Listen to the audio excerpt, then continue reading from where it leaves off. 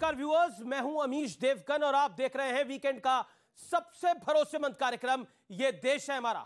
प्रधानमंत्री मोदी का मैजिक और गृह मंत्री अमित शाह का माइक्रो मैनेजमेंट ने गुजरात में वो जादू कर दिया जो इतिहास में पहले कभी नहीं हुआ है।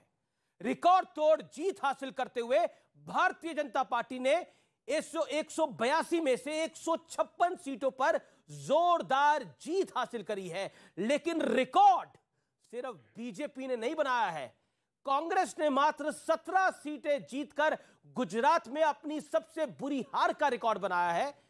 कांग्रेस के 44 उम्मीदवारों की जमानत जब्त हो गई, उसका भी रिकॉर्ड बना है। आईबी की रिपोर्ट के आधार पर सरकार बनाने का हुंकार भरने वाले अरविंद केजरीवाल की पार्टी ने भी रिकॉर्ड बनाया है।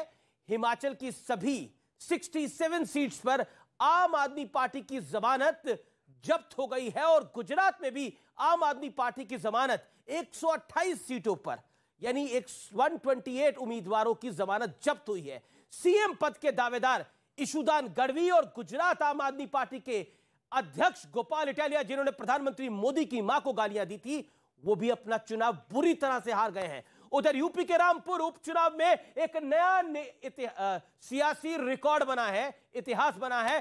करीब 55% मुस्लिम आबादी वाली इस सीट पर पहली बार भारतीय जनता पार्टी ने प्रचंड जीत हासिल करी है। इतना ही नहीं, भारतीय लोकतंत्र के इतिहास में पहली बार इस सीट पर किसी बहुसंख्यक उम्मीदवार को जीत मिली है, यानी पहली बार कोई गैर मुसलमान वहां से जीत के आया है। लेकिन बड़ा सवाल है, क्या गुजरात के रिजल्ट में कोई बड़ा संदेशा छुपा हुआ है? क्या गुजरात का नतीजा 2024 का एक बड़ा ट्रेलर है? अगले 1 घंटे ये देश है हमारा के बीच में, जनता के बीच में, आज हम इसी मुद्दे पर चर्चा करेंगे। इसी पर सियासी मंथन और विश्लेषण होगा एक्सपर्ट्स के साथ, धुरंधर नेताओं वक्ताओं के साथ और जनता जनार्दन के साथ।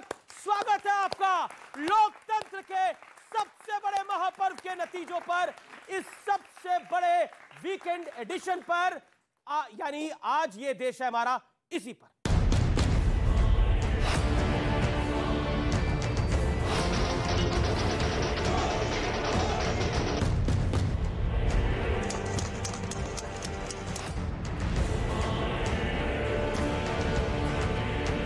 पीएम मोदी की 30 रैलियां और रोड शो।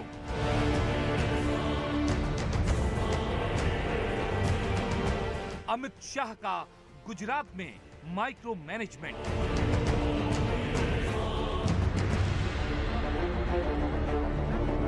और नतीजा सामने है। बीजेपी ने गुजरात में जीत के सभी पुराने रिकॉर्ड्स ध्वस्त करते हुए नया इतिहास रच दिया। 182 में 157 सीट जीत ली। कांग्रेस 17 सीटों पर सिमट गई। आईबी रिपोर्ट के नाम पर जीत का दावा करने वाली आप मात्र 5 सीट जीत पाई। कि जो अपने आप को न्यूट्रल कहते हैं, जिनका न्यूट्रल होना जरूरी होता है, वो कहां खड़े होते हैं, कब कैसे रंग बदलते हैं और कैसे कैसे खेल खेलते हैं, वो अब देश को जान लेना बहुत जरूरी है। उन लोगों को भी जानना चाहिए, पहचानना चाहिए कि ये भी ठेकेदार है। उधर हिमाचल में सियासत का रिवाज कायम रहा और सत्ता कांग्रेस के हाथ में चली गई। 68 में 40 सीट कांग्रेस को मिली, बीजेपी को 25 सीट मिली और मात्र 1% वोट के साथ आप 0 पर आउट हो गई। जो वादे हिमाचल की जनता से हमने किए हैं, उन वादों को अक्षरशः लागू करने का दायित्व और जवाबदेही मेरी है। अब जरा जीत के बड़े बड़े दावे करने वालों का ये रिपोर्ट कार्ड भी देख लीजिए। गुजरात में आपके 128 उम्मीदवार और कांग्रेस के 44 उम्मीदवार अपनी जमानत तक नहीं बचा पाए और हिमाचल में तो आपकी ऐसी दुर्दशा हुई कि 67 उम्मीदवारों की जमानत जब्त हो गई। उधर उपचुनाव में आजम खान के गढ़ रामपुर में बड़ा खेल हुआ। 1980 में आजम खान की रामपुर में एंट्री हुई। इसके बाद पहली बार रामपुर शहर विधानसभा सीट से बीजेपी का कोई उम्मीदवार जीता है।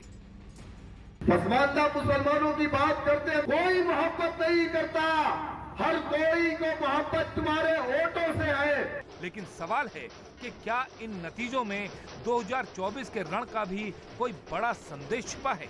आज ये देश है हमारा में इसी मुद्दे पर होगी बहस। 2022 का जनादेश, 2024 के लिए संदेश।